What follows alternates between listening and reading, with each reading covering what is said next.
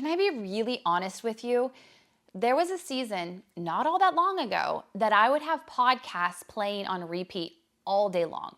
My bookshelves stashed full of self-help books, and I would have therapy after therapy session lined up. And I'd still crawl into bed feeling completely alone, misunderstood, brokenhearted, and oftentimes would just cry myself to sleep. And I'm wondering if you've ever felt that way too. So that's why in today's video, I want to expose this lie of, the good vibes lie, that all you have to do is just think positively and leverage the power of self-help to find that true peace and love and happiness that your heart so desperately seeks. And my hope and intention is that by the end of this video, you'll not only know that this lie exists, but you'll be well equipped to receiving the one who can actually mend your broken heart once and for all. Now, during that season, I remember thinking, okay, if I could just find, the right routine, I won't feel lost and broken anymore. So I would download all the productivity apps. I'd signed myself up for a gym membership.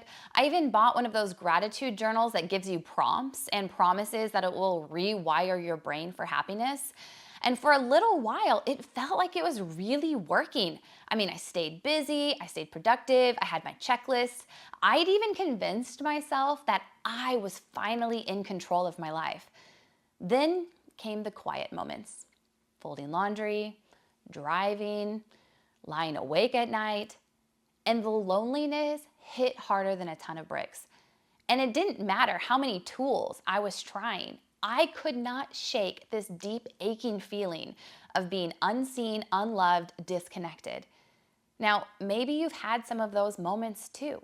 Because here's the lie that our culture keeps trying to sell to us. If you just improve yourself enough, you will finally feel whole. We can see it everywhere. Self-help podcasts, they tell you, to set better boundaries with people. Your therapist, they'll say things like, just love yourself more. And then the productivity gurus, they'll say, if you wake up at 5 a.m. and you crush your routine, you'll crush your goals and you'll feel fulfilled. But let's be honest, it feels good at first, and it actually sounds like the problem could be fixed if we just try a little bit harder, if we're a little bit more disciplined, right? If I download the right app, if I journal the right entry journal, if I say the right affirmation or do the right meditation, and have the perfect morning routine, I will finally feel loved and at peace and happy. But my friend, here's the truth. Self-help, it cannot fix loneliness, because loneliness isn't just an emotional problem. It's a spiritual one. You and I, you see, we weren't designed to hack our way into belonging. We were designed to have relationship with the God who made us. And when the advice that we're following, it does not line up with scripture, even though it might sound wise and encouraging, it's not from God. So let's see what the Bible actually has to say about loneliness. Let's look at Genesis chapter 2, verse 18. It is not good for a man to be alone. From the very beginning, God made us for relationship with Him first, and then with one another. But here's what sin did. It fractured that relationship. So that's why, you can be married, you could have kids, you could go to church, you could have 100 followers online, and you could still feel utterly alone. Because without Jesus, the deepest part of your heart is disconnected from the one who made it. Now, Jesus himself says in the book of John, chapter 15, verse 5, I am the vine, you are the branches. Whoever abides in me and I in him will bear much fruit. For apart from me, you can do nothing. Now, think about it like this. If a branch snaps off of a tree, it might still look alive for a while, but eventually it withers because it's completely disconnected from the source of life. That's us without Jesus. You can't try therapy or yoga or girls' night out or podcast or even attend religious activities. I mean, you can try all that, but if you're not connected to Him, your loneliness will keep creeping back time and time again. Because what your heart is really craving isn't more self-help, it's a Savior. So here's the good news. Jesus came to end loneliness at the deepest level. When he died on the cross, he carried not just your sin, but your separation from God. And when he rose again, he made a way for you to belong forever in God's family.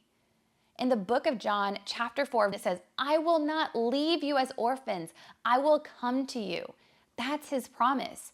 You do not have to wander through life unseen and unloved.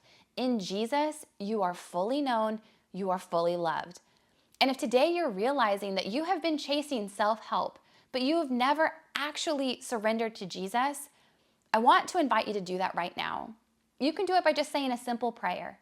Something like, Jesus, I realize that I can't fix myself. I've been chasing all of these solutions, these man-made solutions that are leaving me feeling empty. I want to surrender to you. I want to believe in you. You are the Son of God, that you died for my sins, and that I want to make you the Lord and Savior of my life.